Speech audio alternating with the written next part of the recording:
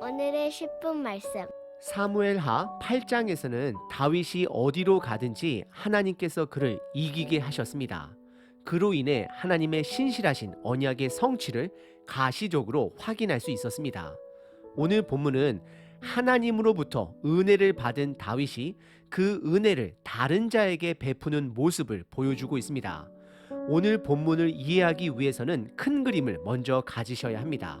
다윗은 하나님을 위해 성전 짓기를 원했지만 하나님은 그것을 거절하셨습니다. 하지만 그에게 더 큰 것을 주셨습니다. 그것은 바로 언약입니다. 그리고 오늘 본문에 무비보셋이라는 자가 등장합니다. 그는 사울 왕의 손자이고 요나단의 아들입니다.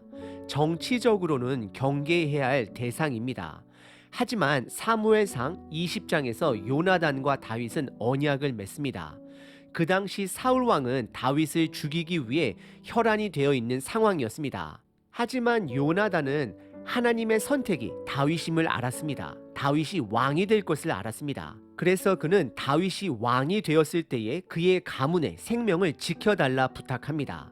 그리고 다윗은 그 언약을 기억합니다. 그리고 생명뿐만 아니라 유산과 신분을 회복시켜 줍니다. 즉 다윗이 하나님으로부터 받은 넉넉한 은혜를 무비보셋에게 넉넉하게 베풀고 있는 것입니다. 오늘 본문은 두 가지 각도로 살펴보려고 합니다. 첫 번째, 우리가 무비보셋입니다. 우리는 하나님으로부터 은혜를 받은 자들입니다. 그리고 두 번째, 우리가 다윗입니다.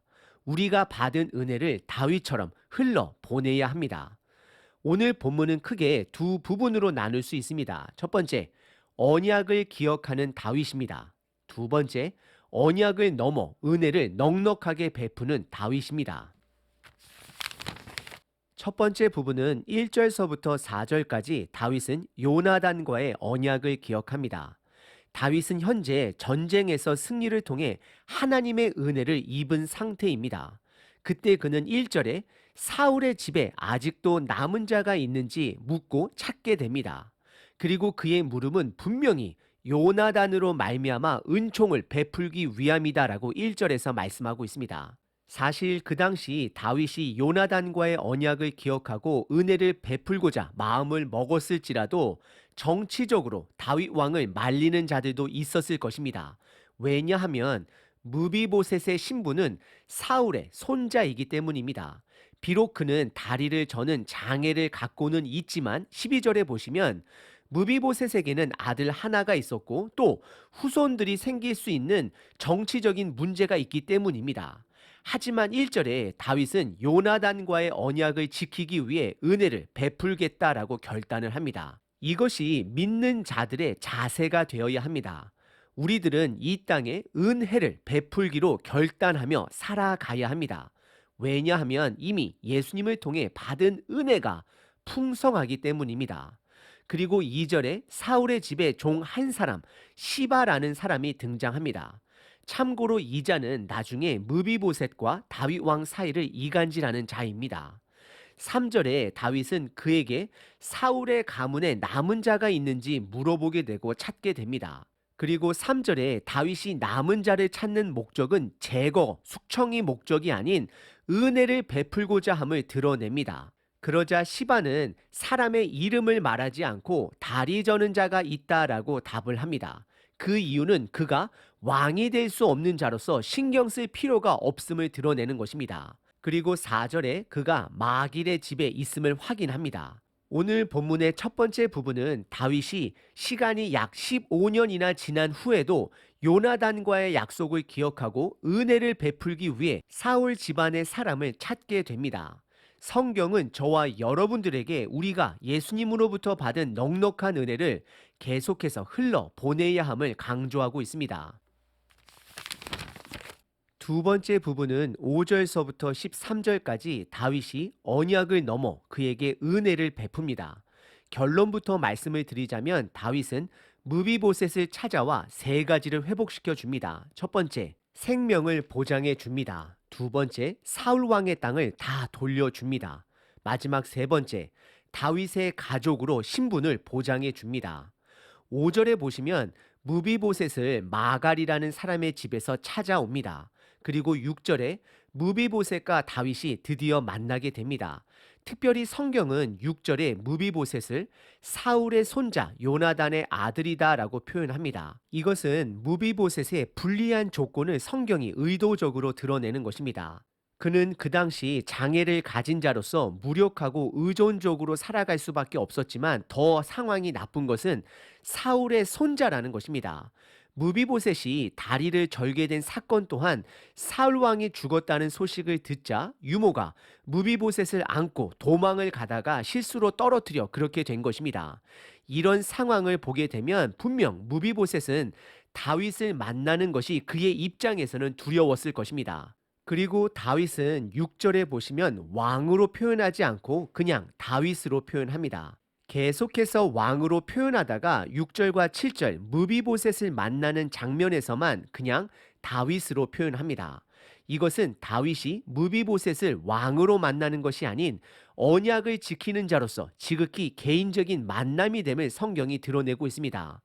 더 나아가 다윗은 그를 만나자 그의 이름을 불러주고 있습니다. 다윗에게 있어서 그는 다리 저는 자가 아닌 은혜를 베풀어야 할 무비보셋인 것입니다.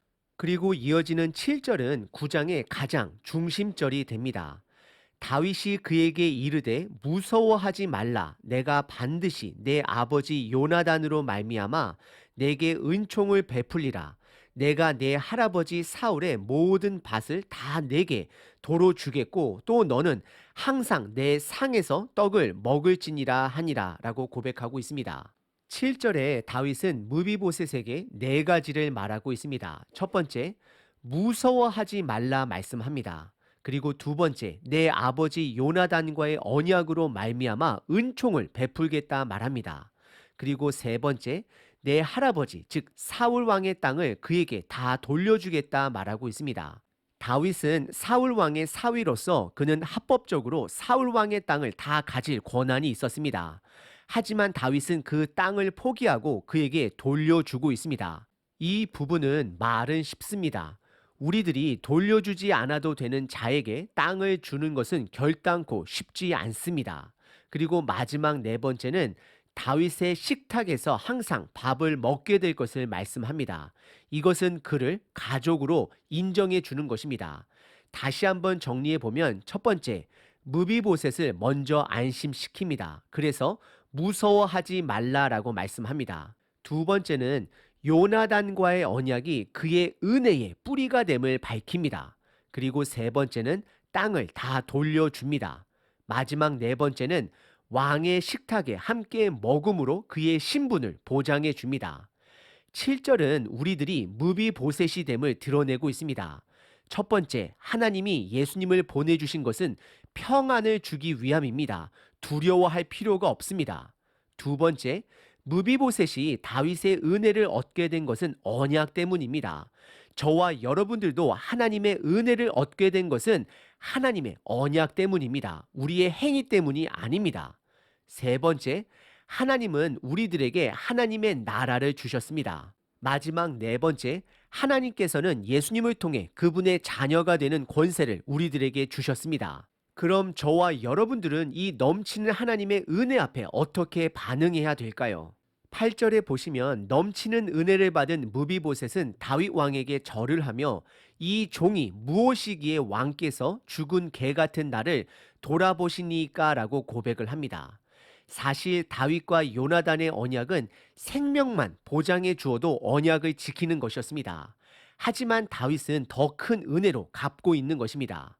이어지는 9절과 10절에서는 종 시바에게는 사울 땅을 관리하여 무비보셋이 평생 먹고 살 수 있도록 보장시켜 줍니다. 그리고 이어서 성경은 10절에 11절, 13절에 계속해서 강조하는 것이 있습니다. 그것은 무비보셋이 다윗의 식탁에서 함께 먹게 될 것을 강조하고 있습니다. 특별히 마지막 절 13절에 보시면 다리를 저는 무비보셋이 왕의 식탁에서 함께 식사를 하고 함께 살았다라고 기록합니다. 무비보셋은 장애를 가진 자로서 무력한 자, 의존적인 자가 됩니다. 그리고 더 나아가 그는 사울 왕의 손자로서 그의 유전은 그를 더욱더 불리하게 합니다. 그럼에도 불구하고 그는 다윗의 은혜로 그의 식탁에서 함께 은혜를 얻고 있음을 성경은 드러내고 있는 것입니다. 오늘 본문의 두 번째 부분은 다윗이 무비보셋에게 언약을 넘어 은혜를 베풀고 있습니다. 사무엘하 9장에서 강조되는 단어가 두 개가 있습니다. 첫 번째는 은혜입니다. 총 3번을 사용하고 있습니다. 그 은혜는 하나님으로부터 시작된 은혜입니다. 은혜는 흘러가야 하는 것입니다. 머물면 그것은 더 이상 은혜의 목적을 상실한 죽은 은혜가 되는 것입니다. 저와 여러분들은 다윗입니다. 이미 하나님으로부터 넘치는 은혜를 언약을 받은 자들입니다. 그럼 그 은혜를 흘러보내야 하는 것입니다. 그리고 두 번째 강조되는 단어는 왕의 식탁입니다. 총 4번을 사용되어지고 있습니다. 이것은 무비보셋의 신분이 다윗의 가족이 됨을 강조하고 있는 것입니다. 저와 여러분들은 무비보셋입니다. 다윗은 무비보셋에게 4가지를 보장합니다. 첫 번째는 그의 생명, 안전을 보장합니다. 두 번째는 언약을 보장합니다. 세 번째는 땅을 보장합니다. 그리고 마지막 4번째는 다윗과 식사를 함께 함으로 그의 신분을 보장하고 있습니다. 그러면 무비보셋에게 필요한 것은 무엇일까요? 그는 무엇으로 반응해야 될까요? 그것은 바로 믿는 것입니다. 믿음입니다. 무비보셋은 다윗을 믿고 함께 살면 되는 것입니다. 저와 여러분들에게도 필요한 것은 바로 믿음입니다. 예수님은 저와 여러분들에게 복음을 제공하셨습니다. 그리고 하나님 나라의 자녀로 살아갈 수 있는 길을 열어주셨습니다. 약속해 주셨습니다. 그것을 믿으면 됩니다.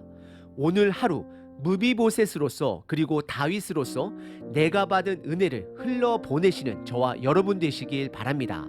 로마서 5장 8절이 오늘 본문을 요약하고 있습니다. 우리가 아직 죄인 되었을 때에 그리스도께서 우리를 위하여 죽으심으로 하나님께서 우리에 대한 자기의 사랑을 확증하셨느니라. 아멘. 살아있는 은혜는 주변 사람들에게 흘러 넘치게 하는 것입니다.